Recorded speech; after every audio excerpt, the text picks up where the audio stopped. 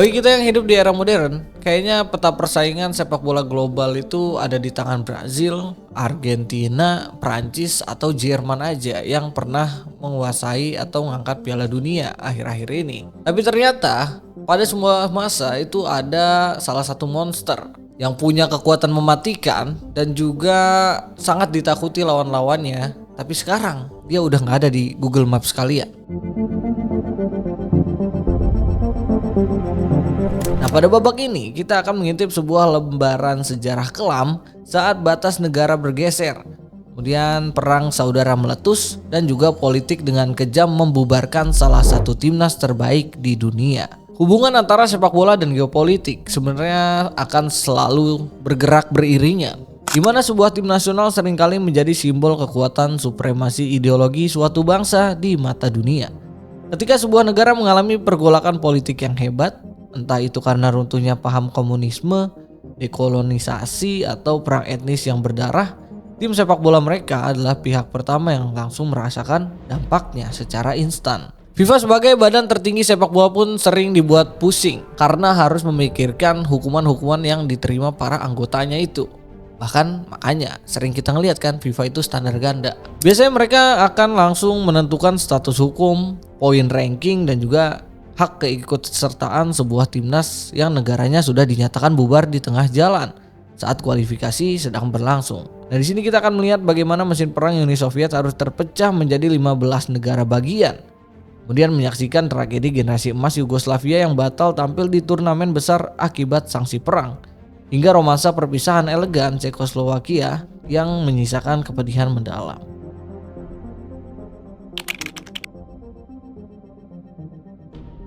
Di awal mari kita soroti bagaimana sang raksasa komunis dari timur yaitu Uni Soviet.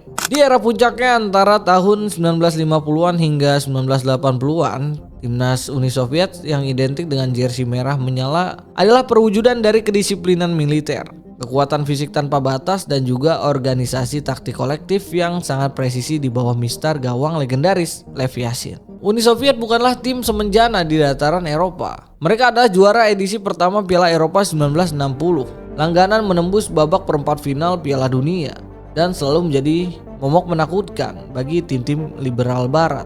Kekuatan terbaik mereka lahir dari penggabungan bakat-bakat yang lahir dari berbagai wilayah. Mulai dari talenta teknis luar biasa asal Ukraina seperti Igor Belanov dan Oleg Blokhin, hingga gelandang petarung asal Rusia dan Georgia. Sepak bola bagi Kremlin adalah alat propaganda mutlak untuk membuktikan kepada dunia bahwa sistem sosialis mampu melahirkan atlet-atlet yang jauh lebih superior ketimbang negara kapitalis. Namun kejayaan di atas lapangan hijau seketika hancur berkeping-keping ketika badai politik bernama Perestroika dan Glasnost yang digaungkan Mikhail Gorbachev gagal menyelamatkan perekonomian negara. Hingga akhirnya pada Desember 1991 Uni Soviet dinyatakan resmi bubar, serta terpaksa memecah negara besar tersebut menjadi beberapa bagian wilayah yang akhirnya berdiri dan merdeka sendiri-sendiri. FIFA sempat kebingungan karena Uni Soviet sebenarnya sudah lolos ke Euro 1992, memaksa mereka bertanding menggunakan nama sementara CIS tanpa bendera dan juga tanpa lagu kebangsaan. Sebuah akhir yang sangat sunyi dan tragis bagi salah satu kekuatan sepak bola terbesar abad ke-20. Sebelum akhirnya aset sejarah mereka diwariskan seluruhnya kepada Rusia. Namun Rusia pun sampai kini harus di-banned karena perang mereka bersama Ukraina, namun tak terjadi kepada Israel. Gak tahu juga ya kenapa. Hingga saat ini Rusia pun sampai harus menepi dari kompetisi-kompetisi UEFA dan juga FIFA, termasuk FIFA World Cup 2026. Nah, ngomong-ngomong soal World Cup 2026 ini, gue punya campaign yang menarik dari OKX. Mereka lagi ngadain event World Cup yang bisa diikutin secara gratis. Dan caranya gampang banget. Kalian cukup daftar akun OKX, selesaikan verifikasi, lalu login dan check in setiap hari buat ngumpulin XP points. XP ini nantinya bisa kalian pakai untuk ikut prediksi World Cup di beberapa atau semua pertandingannya. Jadi kalau kalian emang suka ngikutin bola dan juga sering nebak-nebak skor atau hasil pertandingan, fitur ini lumayan seru buat dicoba.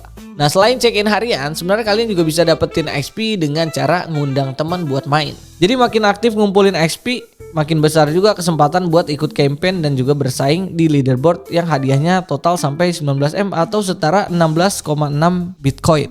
Jadi kalau kalian emang suka bola, kalian bisa ikutin nih campaign World Cup gratis dari OKX ini. Nah, jadi langsung aja, linknya ada di deskripsi ya.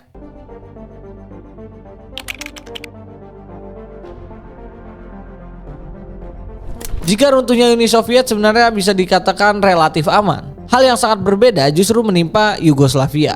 Negara Balkan ini sering dijuluki Brasilnya Eropa sebelum Portugal eksis. Karena bakat-bakat mereka yang punya skill dan juga teknik sepak bola tingkat tinggi, visi bermain yang elegan, namun takdir mereka harus berakhir secara menyedihkan di dalam genangan darah perang saudara. Memasuki akhir tahun 1980-an, Yugoslavia memiliki salah satu skuad muda paling mengerikan di kolong langit. Yang puncaknya terbukti saat mereka menjuarai Piala Dunia Juvana 1987 di Chili. Skuad senior mereka untuk Piala Dunia 1990 di Italia diisi oleh kombinasi pemain jenius seperti Dragan Stojkovic, Robert Prosinecki, Davor Šuker, Zvonimir Boban hingga Dejan Savicevic. Mereka bermain dengan kreativitas tinggi dan diprediksi kuat akan mendominasi sepak bola Eropa serta dunia dalam satu dekade ke depan karena kematangan usia emas para pemainnya yang merata di klub-klub top Eropa.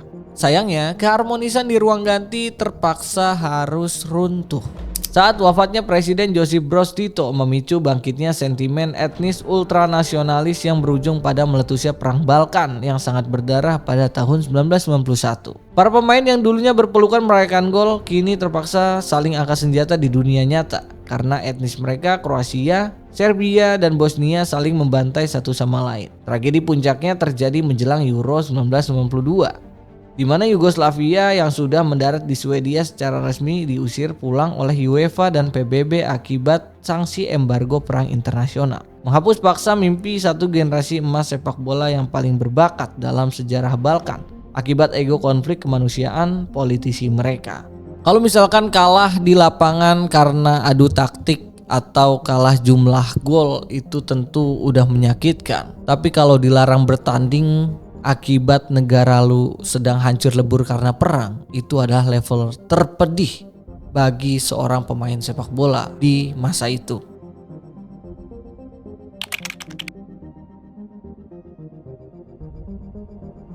Runtuhnya Yugoslavia memang menjadi sebuah tragedi kemanusiaan yang paling kelam. Namun dari puing-puing kehancuran Balkan tersebut, lahirlah sebuah pembuktian bahwa gen sepak bola mereka itu nggak pernah mati. Kroasia yang menjadi salah satu negara pecahan terbesar langsung menghentak panggung dunia dan membuktikan diri sebagai ahli waris sah dari Yugoslavia. Hanya butuh waktu beberapa tahun setelah kemerdekaan yang berdarah, Kroasia langsung mengejutkan dunia pada debut perdana mereka di Piala Dunia 1998 di Perancis. Dipimpin oleh Davor Šuker yang ironisnya adalah mantan bintang timnas junior Yugoslavia. Kroasia tampil kesetanan mengenakan jersey motif papan catur ikonik mereka, menumbangkan raksasa Jerman 3-0 di perempat final dan berhasil membawa pulang trofi peringkat ketiga dunia. Ini adalah deklarasi tegas kepada dunia bahwa ex-Yugoslavia tetaplah pabrik talenta sepak bola nomor 1 di Eropa. Kolektivitas dan mentalitas pantang menyerah tersebut terus berlanjut hingga era modern. Di bawah jenderal lapangan tengah Luka Modric yang sukses membawa Kroasia melaju hingga babak final Piala Dunia 2018 di Rusia dan kembali meraih ke tempat 3 di Qatar 2022. Keberhasilan konsisten Kroasia ditambah kekuatan tim pecahan lain seperti Serbia dan Slovenia yang sering merepotkan tim besar memicu sebuah pertanyaan spekulatif yang selalu menarik di kalangan sepak bola. Seberapa mengerikannya kekuatan mereka jika seluruh negara Balkan tidak pernah terpecah oleh perang politik. Jadi Kroasia aja yang negaranya cuma 4 juta jiwa selalu tampil kesetanan ketika di Piala Dunia atau di Euro. Jadi bayangin aja kalau talenta berbakat Kroasia itu digabungin sama talenta-talenta kuat asal Serbia. Serta jangan lupakan kedisiplinan Slovenia.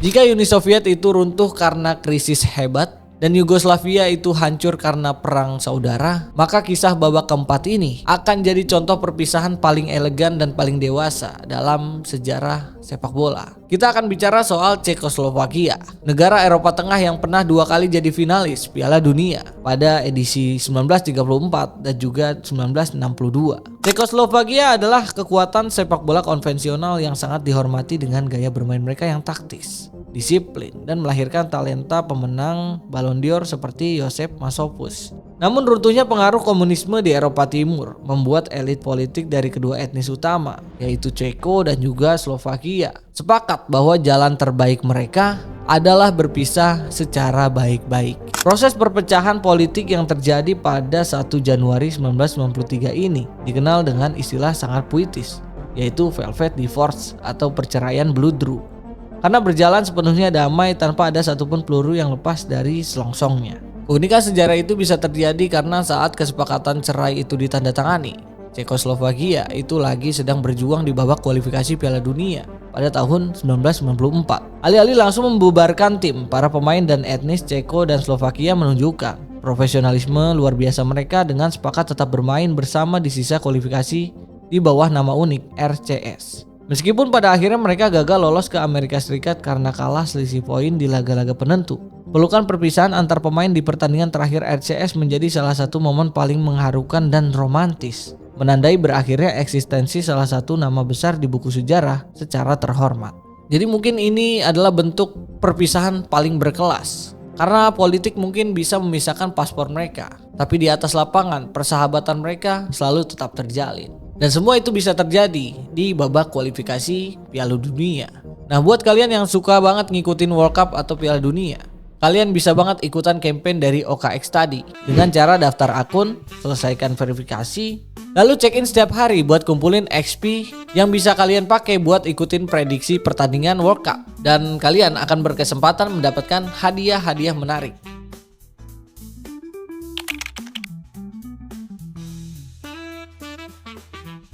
Terakhir, kita akan dihadapkan pada sebuah konklusi dari bagaimana kejamnya dinamika geopolitik hingga bisa meredefinisi seluruh peta kompetisi sepak bola dunia. Kasus Uni Soviet, Yugoslavia, hingga Cekoslovakia memberikan pelajaran berharga bagi FIFA bahwa mereka harus selalu siap beradaptasi dengan perubahan dunia yang gak pernah statis. Akibat runtuhnya negara-negara tersebut, jumlah anggota Federasi FIFA selalu melonjak tajam drastis dalam waktu singkat. Hal itu mengubah format kualifikasi zona Eropa UEFA menjadi jauh lebih padat, lebih kompetitif, dan juga penuh dengan intrik politik baru.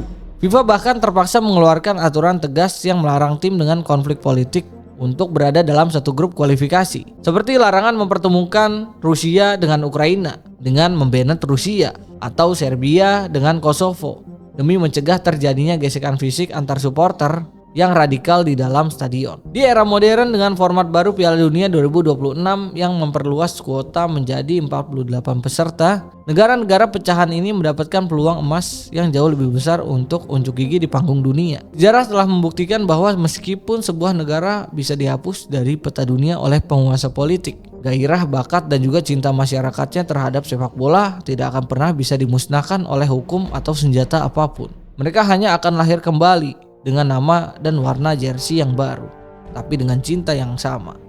Jadi kesimpulannya, sebenarnya sehebat apapun taktik pelatih di lapangan, mereka tetap tidak akan bisa berkutik kalau mereka berhadapan dengan taktik para politisi di meja perundingan. Kalau menurut kalian sendiri, negara mana yang paling kalian sayangkan dengan pembubarannya tersebut? Karena mereka punya potensi jadi juara dunia ketika disatukan. Coba tulis di kolom komentar dengan opini yang paling masuk akal. Gue Aziz cabut dulu. Sampai jumpa di episode selanjutnya.